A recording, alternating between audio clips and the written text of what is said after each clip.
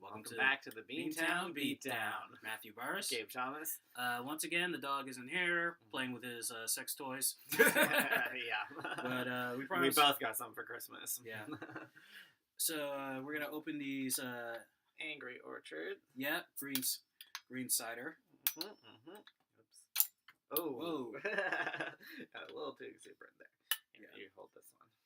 Okay. And today's show, we're doing a countdown to UFC 219, which is on the 30th.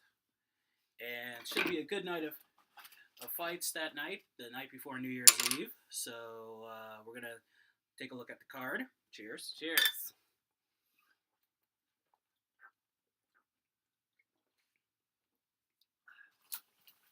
First fight, former champion Carlos Condit versus Neil Magny. Good little fight right here. Neil Magny, excellent grappler, going up against an experienced former world champion. Mm-hmm. So, I think this will be a fun fight here. And Carlos Condit is on the comeback trail. So I'm gonna go with Carlos. I got Carlos winning this fight. All right. Very fascinating. And second fight of the night, actually the first women's fight on the card. Mm-hmm. Cynthia Calvillo versus the Cookie Monster, Carla Esparza. Oh, yes. I said this before. Cookie Monster. In the Yep. house. Yep. And this is a really good fight because Carla Esparza is the former strawweight champion, and of course was the first strawweight champion, winning the Ultimate Fighter. Mm. And she's going up against Cynthia Calvillo, who is undefeated. She's 6-0 in MMA. Ah. So this should definitely be a good fight right here. Two women duking out, and as much as I like Cynthia Calvillo, I'm gonna go with Carla Esparza because some people are really thinking she's not gonna win this fight. So wait, you're going for her because she's an underdog? Yep, I'm going for the underdog in this fight. All right. Yep. Seems to be your style. And third fight of the night, Jimmy Rivera versus John Lineker. Tough fight here. I was going back and forth on who I was going to vote for, but I'm afraid this is a 50-50 toss-up. Oh, yeah? Yeah. And why is that? Well, I looked at both their records. They're both pretty good. They're both very impressive. Mm-hmm. Especially Lineker on the ground. Lineker on the ground. You know, I couldn't pick. So yeah, I mean, what for those that don't know, what are the strengths and weaknesses that you look for? Striking, grappling. Of course, the records sometimes, even though records don't really tell how good of a fighter a person is. Mm-hmm. Maybe they've had a few bad fights, bad days or whatever. Right. But yeah, this is a pick'em. So yeah, couldn't decide. So pick 'em, everybody. We'll see if you were right in the fight night. Mm-hmm. And third fight of the night, Khabib. I thought that was the third. Oh, sorry, fourth fight. Let's keep track. Yeah. Even though we're already drinking. Yeah. Hey, I've only had one. Okay, so I know. I'm We good. both have. All right. Fourth fight of the night, Khabib Nurmagomedov. Sorry, I can't pronounce Russian. Takes on Nurmagomedov. Yeah, against Edson. Don't worry, be happy. Oh, that was a good one. Yeah, that's from Putin. Yeah. Taking on Edson Barboza, another fan favorite. This is going to be a good fight. This could be the stealer Mm. of the night. And Like stealing the spotlight. yeah. Awesome. And I gotta, this is another fight I could not pick a winner in because they're both pretty good strikers, and especially Khabib. So I'm going to have to say this is another 50-50, but I do have one prediction. Somebody's going to get knocked the fuck out in this fight. Right, exactly. It'll be interesting to see who that is, right? Mm-hmm. Yeah, of course. And yes, indeed. So this is another fight you definitely don't want to go to the bathroom on. Yep. Okay. And finally, the main event for the UFC Women's Featherweight title, Chris Cyborg versus Holly Holm, the dream match. Yes, indeed. And this is a pretty interesting fight here because both these women are on my Mount Rushmore of strikers. Yeah, my Mount Rushmore strikers are Christine Cyborg, Holly Holm, Anderson Silva, and there's someone else I put on there too. Hello. Yeah, I couldn't think of the fourth person that I put on there. Okay. But yeah. Lyoto Machida. Okay. Yeah, Lyoto Machida. Okay. So so that's interesting. So they're both there on the striking level. Yeah, and they're both pretty good kickboxers, and but of course, if it comes down to a boxing match, just pure boxing, only the feet, I gotta go with Holly on this one, being a 19-time world boxing champion, and Cyborg. But if it's kickboxing, if it's just knees, elbows, and fists and feet, right? I think it's a pretty even fight. The big question, though, is whose chin is going to last the longest. Yeah, exactly. And I guess that's the question for a lot of these pick'ems, isn't it? Whose chin will last the longest? And it comes down to endurance. You can make it through. That type of thing. Yeah. Well, Holly Holm, she has to. She has to not engage in a brawl with Cyborg. She has to strategize almost like the same way when she knocked out Ronda Rousey. She needs to pick her spots, right? Use her side kick, leg kicks. Don't force yourself into a brawl with Cyborg. Just go in there and pick your spots, and when the time's right, boom, knock him out. Yeah, that makes sense. Because if it was a brawl, you're saying that Cyborg would have the upper hand. Yeah, of course. I mean, Cyborg is on the level of Mike Tyson, where she can knock you out with one punch or one kick. Gotcha. Now, granted, Cyborg is much better on the ground than Holly Holmes, but Holly Holmes has good defense, ground defense. Right. But I don't see this fight going to the ground. Yeah, exactly. That'll be fascinating to watch. Yeah. And but I'm gonna go with Holly Holm on this fight. I think Holly is gonna take it. Okay. I think Holly will take it by if she plays it right, she could knock her out, or it could go to a decision. But I'm gonna go with Holly Holm on this fight. Okay, all right, and that would mean she would take back the title. No, she won the bantamweight title from Ronda Rousey. The featherweight title is where Cyborg is. I see. Queen. Right. Yeah. All right. But yeah, still a fascinating fight of the night. Definitely excited to see that one. Yep, and also we're doing our Countdown to Showdown show from Boston Sports Grill. Yep. So tune in on Facebook. Yep, tune in on Facebook at 9:15 this Saturday night. And also my show, the Beer and Brawl Show, got 376 views on Facebook, so close to getting to 400. Thanks, guys. Yep, indeed. Awesome. Yep. And this week I'm going to be doing a look at at the Tough Man competitions, part 2 of the Best of the Tough Man. So stay tuned for that.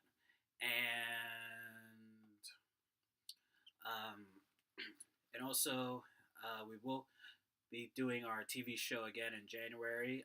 We're going to be filming this month, and then every 2 weeks we're going to be doing this web show. So this isn't a goodbye. This is just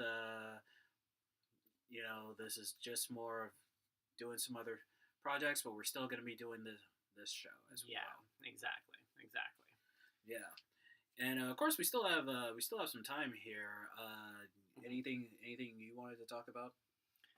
Well, this is interesting, that it's coming to the end of the year, the end of 2017. And, one of the things I've been thinking is, I've talked about this before, like where is the future, of fighting and that type of thing. And, I really, coming into a new year, coming into 2018, it really gets you thinking. And so, And so, yeah, I do think of, again, about the future of fighting and stuff like that. Honestly, quite a few of my friends that, would say that, oh, why is, not to insult you or anything, not to insult you guys, but why is fighting, still around? Why is it still a thing? And, there's obviously a few answers to that. Really? Your friends have really asked that question? 2 of them, yes. By 2 of them, I'm not gonna name names because I'm not gonna. Nope. Sorry, Sorry, you're not gonna go after them. Well, I wasn't gonna cuss them out or anything. But anyway, I've had similar ideas before I started this show with you, Matt. It's one of those things that we've talked about before. It's like it seems like it could be barbaric, and we talked about are they gladiators? Are they modern day gladiators? Which sounds cool from the movies, but is actually was actually very not cool because it's people's lives hung in the balance, and people would get killed in the ring in front of dozens of spectators all the time.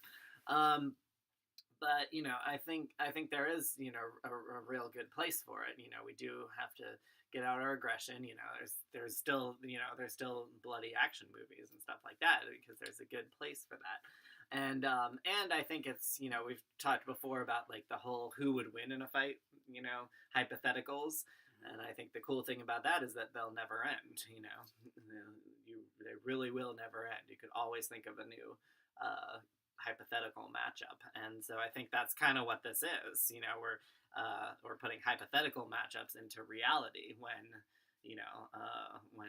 every time you talk about the upcoming fight and who's going up against who.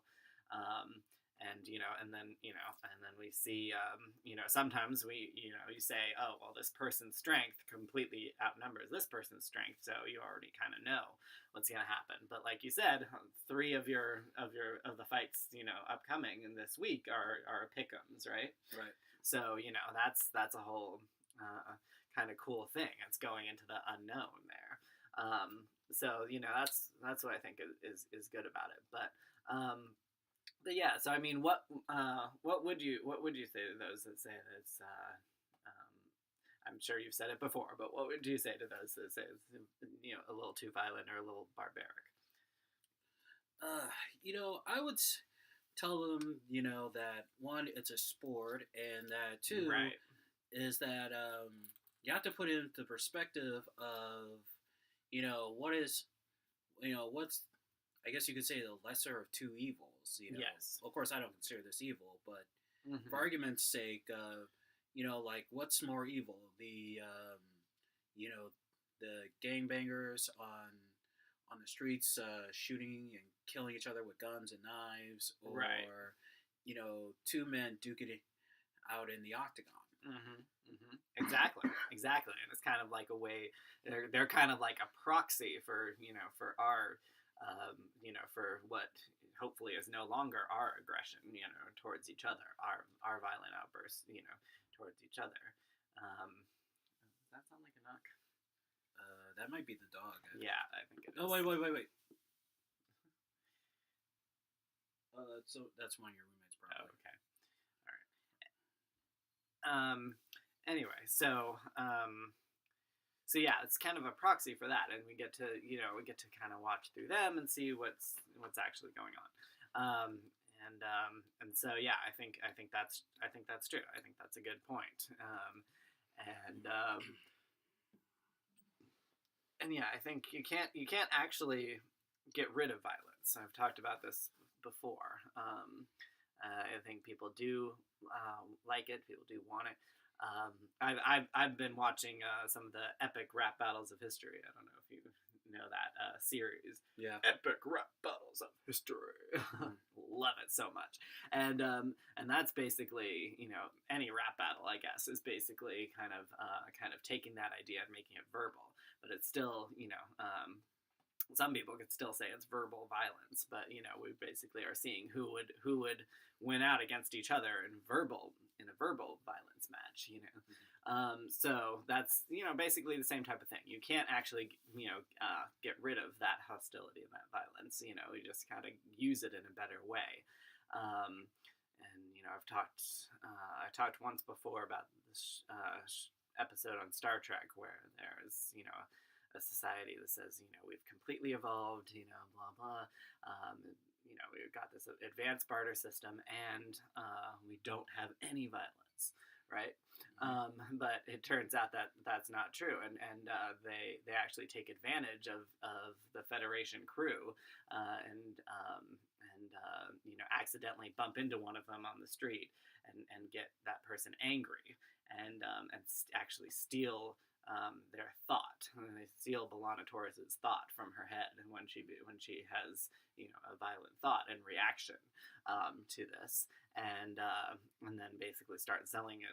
There's a way to bottle thoughts and to sell them on the black market, and that's actually what's been happening, and under the nose of this confederation that says that they're so evolved and have gotten rid of violence.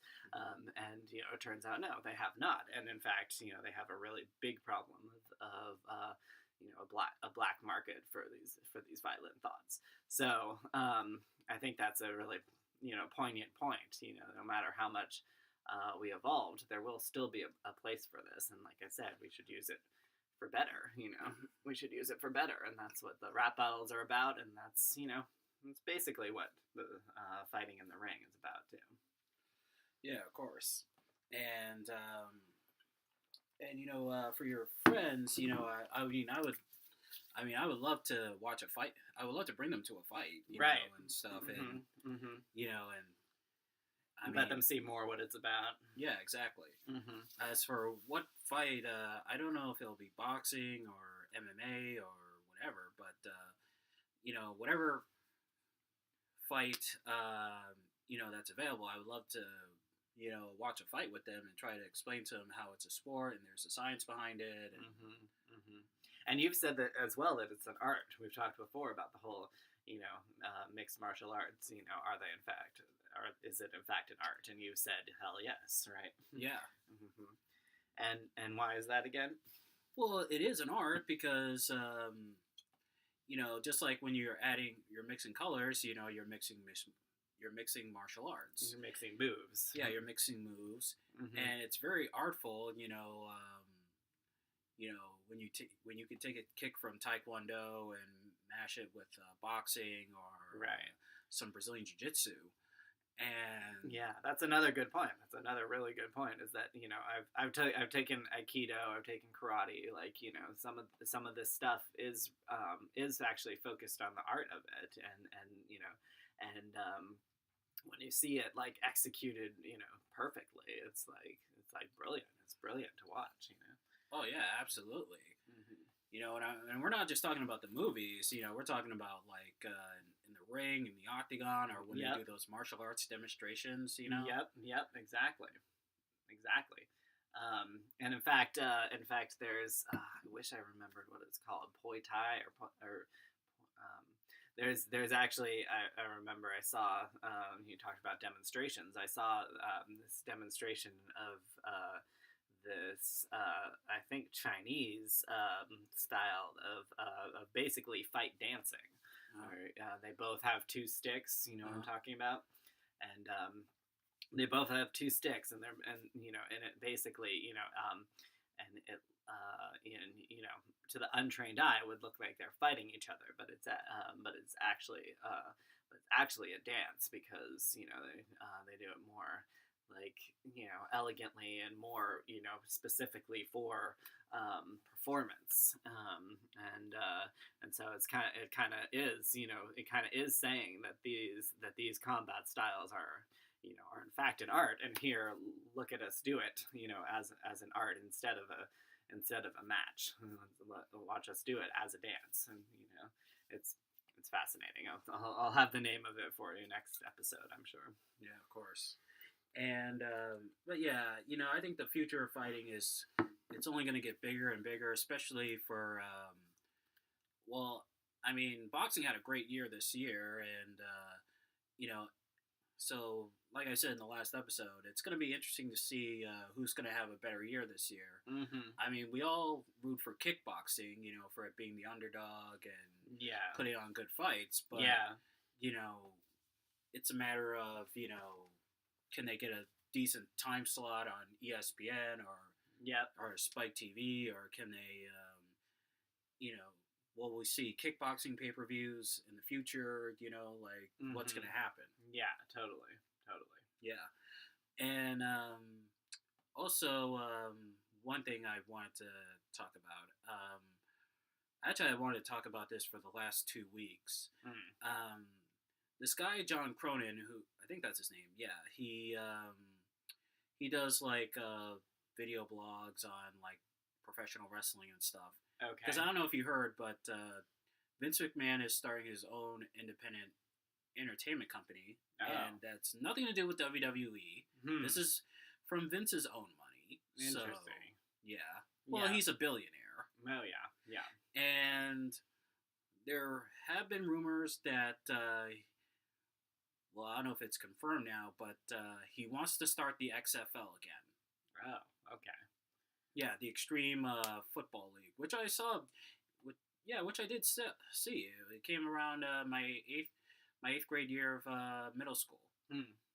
Yeah. Okay, fascinating. I don't know. Did you ever watch the XFL back then? Or? No, but I definitely heard about it. Yes. Yeah, and there was and John said that he has a conspiracy. He says that his thought was that Vince is gonna start a MMA promotion. Okay. Yeah. And so my question is, would Vince McMahon have a successful MMA promotion? Fascinating. I kind of when you were talking about the XFL, I was like, that's probably a good move for him. Like honestly, I think that's a better move, because it's like bringing in a new type of sport, and that actually the XFL was supposed to get back to old school football, like back in when football first started with the NFL, and right. Of course, the ratings were bad, so that's why it only lasted one season. Right. But there's rumors that Vince wants to bring it back. And of course, I don't think that's going to happen, because not only because it failed miserably the first time, but because nowadays with the concussions, CTE, and they couldn't. I mean, and plus there's already complaints that there's too much football on TV. The NFL ratings have dropped. Right. Yeah. So yeah, I mean, I was gonna say honestly, it's probably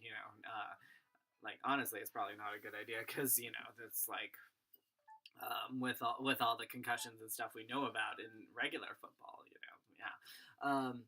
but I mean, I was like, maybe there would be an audience for it. All the people that think that it, that don't want to believe the science on concussions, honestly, and would say, that football has become too soft nowadays. There would be a market for that.